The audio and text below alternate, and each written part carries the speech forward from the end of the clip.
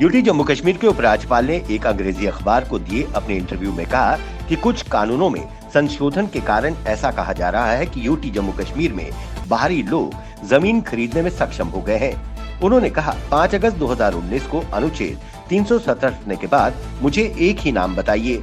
मैं किसी को भी चुनौती देता हूं कि वो बाहर से आए एक व्यक्ति का नाम बता दे जिसने जमीन खरीदी हो। उन्होंने कहा कि ये सब बातें आधारहीन है। देश भर में कृषि कानूनों को लेकर किसान विरोध प्रदर्शन कर रहे हैं। पिछले 20 दिनों से हजारों किसान कृषि बिल के खिलाफ धरना प्रदर्शन करने बैठे हैं। इसी क्रम में जिला पुंछ के किसान संगठनों द्वारा देश के किसानों के समर्थन में केंद्र सरकार के खिलाफ विरोध प्रदर्शन किया गया। उन्होंने मांग की कि इन 3 काले कृषि कानूनों को सरकार वापस ले। ये बिल किसान विरोधी है। जम्मू में LIC एम्प्लॉइज ने LIC ऑफिस बाहू प्लाजा के बाहर केंद्र सरकार के खिलाफ अपनी जायज मांगों को लेकर विरोध प्रदर्शन किया।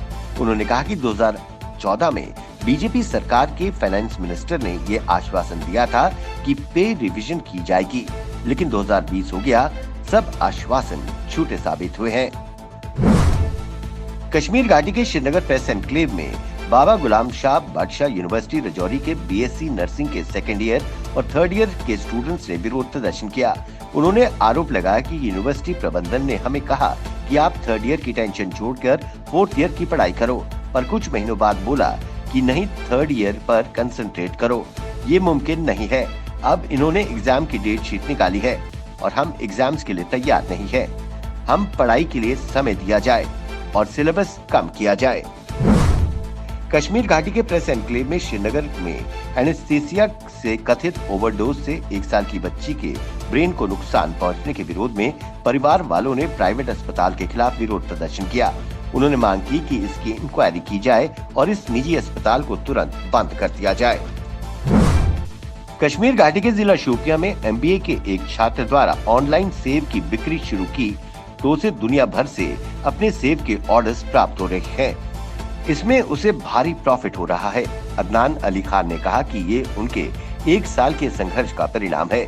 वहीं उन्होंने बताया कि अब तक वो 10,000 ऑर्डर्स को पूरा कर चुके हैं।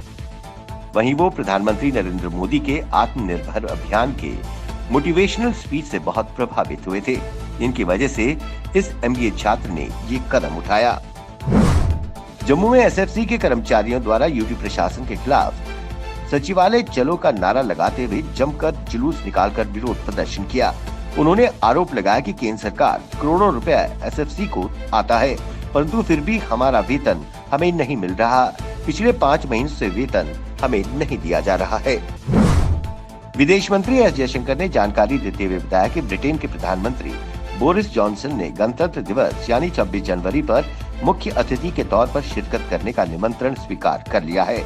वहीं इसे बड़ा सम्मान बताते हुए ब्रिटेन के प्रधानमंत्री ने मोदी को G7 शिखर सम्मेलन के लिए आमंत्रित किया है, जिसकी मेजबानी ब्रिटेन करने वाला है। कश्मीर घाटी के lakes and waterways development authority ने अपने LDA की ज्यूरिसडिक्शन में आज बड़े पैमाने पर गैर कानूनी तौर पर बनी बिल्डिंग, शेड आदि को डिमोलिश किया। एनफोर्समेंट विंग ने लाल बाजार, शायदाबाद, सईका कदल, शालामार और धोबी मोहल्ले में 2 प्लिंथ कंक्रीट हट, वुडन 2 स्टोरी, टिन वॉलिंग और 1 सिंगल स्टोरी घर को ध्वस्त किया। वहीं इलाके के सभी लोगों को गैर कानूनी तौर पर निर्माण और अतिक्रमण से बाज आने की चेतावनी दी। प्रधानमंत्री नरेंद्र मोदी ने अपने गुजरात दौरे पर कच्छ में हाइब्रिड रिन्यूएबल एनर्जी पार्क की आधारशिला रखी। वहीं कृषि कानूनों को लेकर हो रहे प्रदर्शनों को लेकर प्रधानमंत्री ने बताया कि सरकार ने कृषि कानूनों के जरिए उन चीजों का प्रावधान किया है जिनकी मांग किसान निकायों और विपक्ष हमेशा से की जाती है, लेकिन विपक्षी पार्टियां किसानों को गुमराह कर रही हैं। उन्होंने किसानों को आश्वासन दिया कि उनकी सभी संदेह को दूर किया जाएगा। जम्मू में राज्य के निर्वाचन आयुक्त के शर्मा ने जानकारी देते हुए बताया कि कल 7वें चरण के 31 निर्वाचन क्षेत्रों में मतदान होना है और मतदान के लिए सभी व्यवस्थाएं पूरी कर ली गई हैं। इसमें करीब 7 लाख मतदाता वोट डालेंगे। उन्होंने कहा कश्मीर संभाग में 13 और जम्मू संभाग में 18 सीटों पर मतदान होगा। उन्होंने मतदाताओं से आग्रह किया कि वो बड़ी संख्या में आएं और अपने मतदान कर अपने अधिकार का प्रयोग करें।